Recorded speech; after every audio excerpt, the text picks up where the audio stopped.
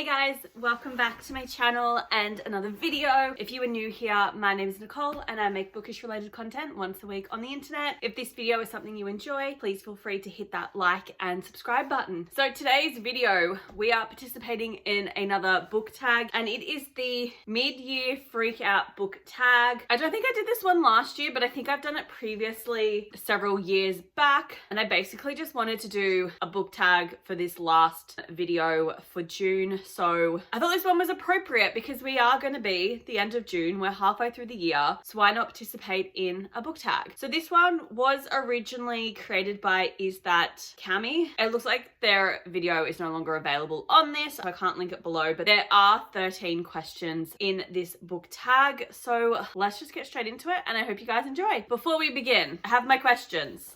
I have my water bottle for sustenance. I have my book journal to help me answer the questions quicker. There we go. And we have a shit ton of books behind me and in front of me. So we should be sweet to complete this book challenge. One thing that I don't like is that it doesn't discuss how many books you've read so far. So I am filming this on Wednesday, the 12th of June. So as of today's date, I have actually read 46 books. My unofficial reading goal was 60. I would, however, quite like to get to 90 books. That's kind of what I'm aiming for. Yeah, so we're halfway through the year, but let's just get straight into this book tag. And the first question is the best book you have read so far this year. I think this was one of the questions that was in the quarter year life book crisis. I don't remember the name of that tag. I struggled to do it even when I was filming the video. Obviously, it's got to be one of my 5-star reads.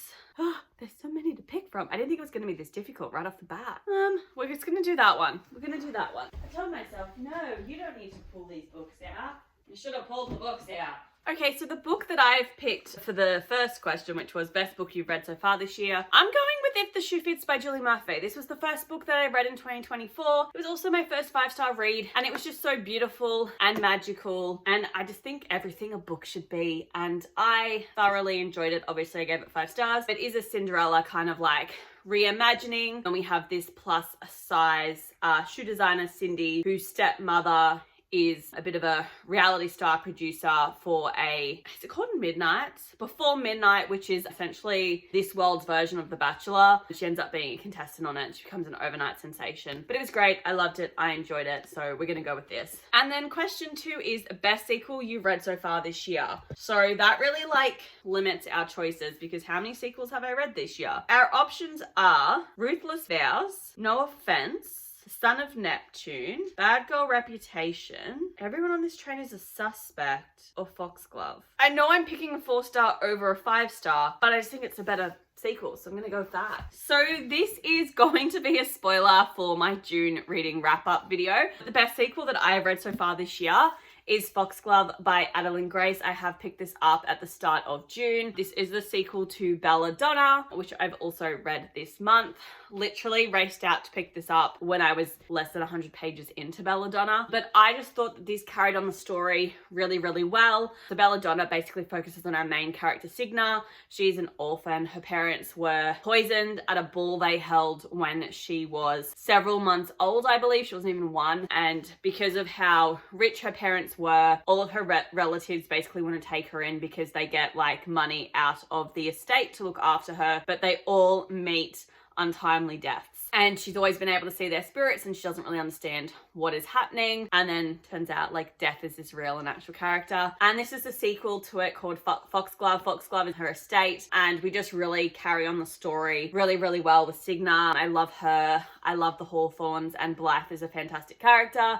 I really love the whole concept of death, fate, and life. That's all I'm going to say because I don't want to spoil it too much, but this is 100% was a fantastic sequel. I did rate it 4 stars, but it was a really good sequel. It was just that there was just something missing for me not to be able to rate it any higher, but it was fantastic. Question number 3, new release you haven't read from this year but want to. You haven't read from this year but you want to. I'm pretty good at reading them. Look, this is probably a cheat. Today when I'm filming it, Not in Love by Ali Hazelwood has just been released, but that is definitely a new release that I cannot wait to get my hands on. I'm hoping when I go to the shops later today, it's available to purchase. That is 100% a new release that I really, really want to read because I love Ali Hazelwood's novels. I don't even know what Not in Love is about. The only thing I know is that I hate the cover. I think it's the worst one that she has come out with yet. That neon coloring, I'm just not about. And I know it's apparently her spiciest book and it's meant to be the book of the summer. That's all I know about it, but I'm really excited to read it. Question number 4, which is most anticipated release for the second half of 2022. So this is like really awkward because in where I put my new releases, this is the second half of the year and there's not very many in there, mostly because I look at it at the start of the year, fill it in, and then I forget to fill it in as I get to the second half of the year. So we only have 3 options, which is Business Casual by B.K. Borison, The Breakup Pact, I have no idea who wrote that novel, and then Apprentice to the Villain by Hannah Nicole Mehra. So out of those 2 options, I am 100% going to be going with Business Casual by B.K. Borison. It is the 4th and final book in the Love Light series. I read the first 3 books, Love Light Farms, In the Weeds, and Mixed Signals, last October. Thoroughly enjoyed them, and this book focuses on Nova and Charlie. Charlie being the main character, Stella's stepbrother or half-brother, and then Nova is the brother of the farmer who co-owns it with her, and I don't remember his name, but I know my brain's telling me it's like Brendan or Brenton, and I know they're wrong, but that's who that's about. And I'm just excited for another book in Love Light Farms world because I love it. It's beautiful, it's fun, and I'm sad it's the last one though. Okay, and then number 5 is the biggest disappointment this year. What do I want to pick? So I guess my biggest disappointment so far this year has been When Grumpy Met Sunshine by Charlotte Stein. I can't remember if I picked it up at the start of this year or towards the end of last year, but this book, first of all, the cover is stunning. The premise sounded so good, but I just didn't like the main characters. So we focus on Alfie and also Mabel. Alfie is an ex-footballer, he's retired. Mabel is an author. Essentially, Alfie decides to write his own memoir, but they want him to have a ghostwriter.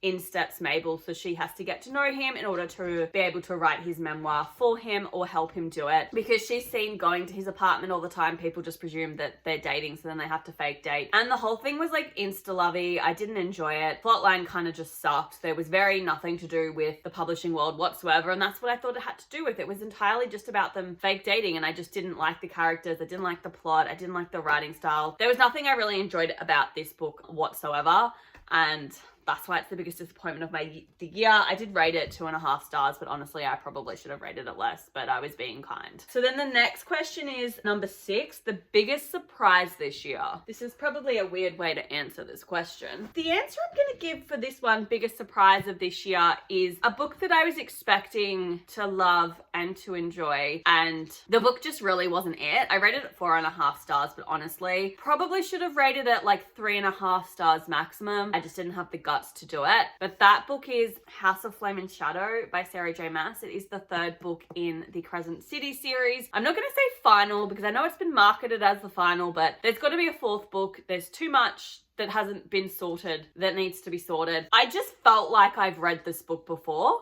Namely, in every other final book that Sarah J Maas has put out in a series. It just felt like it very much took aspects of Throne of Glass and ACOTAR and just sort of like mixed them together, and I just didn't enjoy it, and it was a really massive surprise for me that I didn't enjoy the book as much as I was expecting to. I really wanted to love it, but I just couldn't get into the storyline. The only bit I liked was at the start when we had the crossover with another book series of hers. That was brilliant. Could have had more of that. The rest of it, I couldn't have cared less about. I don't think it was executed very well. There was so much that happened that not a lot happened. I feel like she tied pretty little bows around everything too well. This is one entire plot line that just sort of hasn't been explored. There's obviously a 4th and final house that we haven't had a book on, so I expect there's going to be another book, but I know that she like canned her draft, her first draft that she had, and then wrote this one, and I really just think she should have canned this one as well. Like it just wasn't it, and it was really surprising to me that I just didn't love it as much as I thought I was going to. And if I'm being honest, like the best book in this series was the first one, and it's slowly just gone downhill. So that was surprising for me because I really love her books and they always get better and better for me, and this just wasn't the case with this one. Question 7 is favorite new author. Have I read any new authors? I am gonna go with Benjamin Stevenson. So he's an author where I've listened to the audiobooks for his novels, which is Everyone in My Family Has Killed Someone and also Everyone on This Train is a Suspect. He is an Australian author and he writes murder mysteries. I've only listened to 2 of his books. Honestly, I just love his writing style. After I listened to the audiobook, I actually purchased Everyone in My Family Has Killed Someone, the physical book. I just really enjoyed his writing style, the story, everything about his book was so good. The plot, the characters, they were fantastic, and the way that he wrote the murder mystery didn't make me realize how fun murder mysteries could actually be, and he's my new favorite author for the year that I wasn't expecting. Both of his books have been 5-star reads. Question 8, newest fictional crush. I mean, I don't have one. Look, yeah, I'm gonna be honest, like, I don't have a fictional crush. Like, the male leads that I've read in the books this year, I just don't really care for any of them. Sorry, I was just looking at the books I've read and, like, honestly, like, even the 5-star reads, can't say I have a crush on the male lead. Like,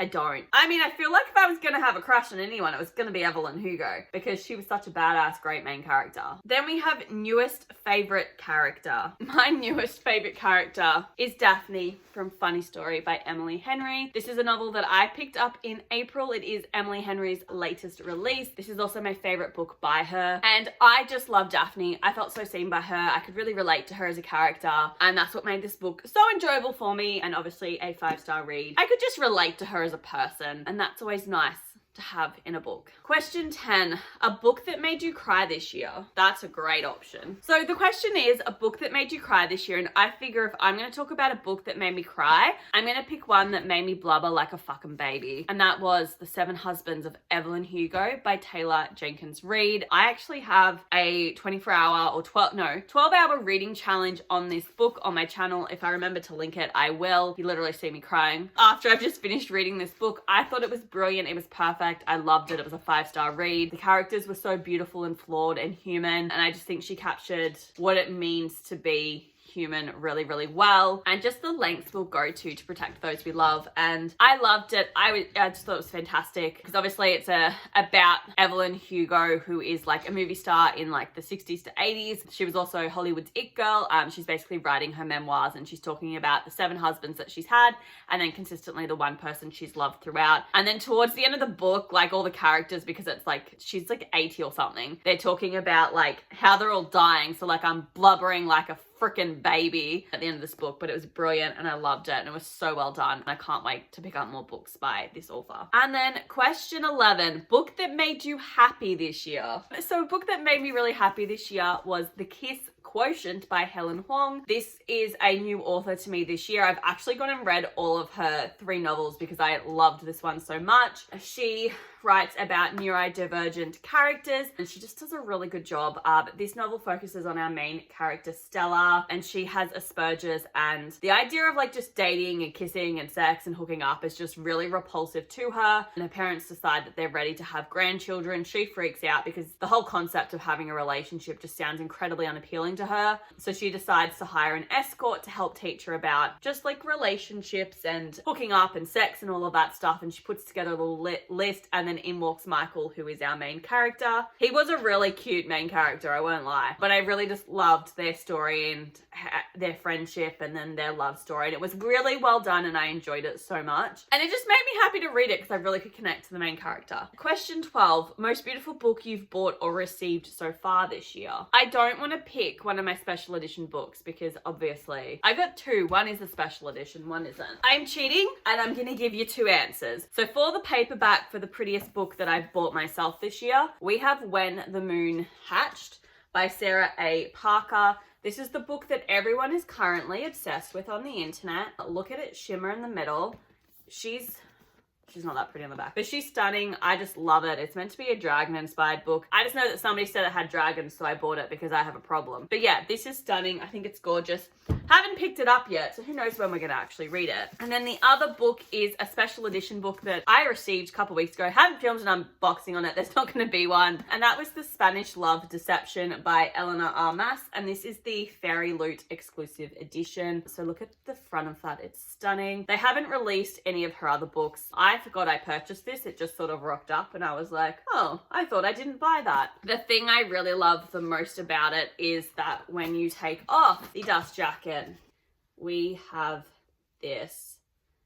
Isn't that stunning? It's absolutely beautiful. And then the spine. They're my two stunning, gorgeous books. The 13th and final question is, what do you need to read by the end of the year? Give me 1 second. I'm coming. This entire cart is the short answer. That was a little bit dramatic. So essentially, the books that I need to read is everything on my TBR. But to make it a bit more achievable for myself, this shelf right here, and then another 2 books down the bottom that you can't see here, is what I need to read. So I am participating in the 24 books to read in 2024 challenge, and then I'm also doing book series I want to read this year. So I need to read the entire Slammed trilogy. If I'm being honest, Heroes of Olympus, it's the Blood of Olympus I've got left, King of Battle and Blood, Star Daughter, and then Cast in Firelight, I believe. And then the book series that I need to read this year is obviously the Slam trilogy. Need to finish the Heroes of Olympus. Also need to start the entire Young Elite series by Mary Lou. Please disregard the fact that I don't have them in order. And then I also need to read the Crown of Feathers series by this author. Oh yeah, I can get it out. By Nikki Powell Pareto. We've got this book, which is Crown of Feathers. We've then got Wings of Shadow, and then Heart of Flame, which is down the bottom. That's actually not that many books now that I stop and think about it. That's the only like challenges that I have with set books that I have to read. Now I have to get it out of here. This was like a funny idea at the time when I was pulling it over, but it doesn't ask you to tag anybody. Well, it doesn't ask me to tag anybody, but I don't like that. Okay, so I tag Jess from Jess Reads, and then I also tag Robyn from Robyn's Library and Life. I will link their channels down below, but I hope you guys enjoyed this video. If you did, please give it a like, and I will see you next week for another video. Bye!